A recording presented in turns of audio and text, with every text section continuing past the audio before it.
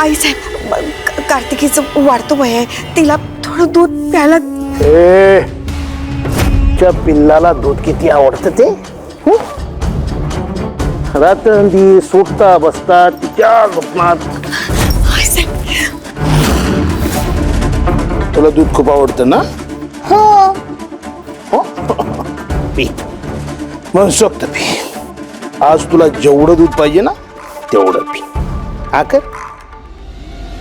अजून मोठा, अजून मोठा.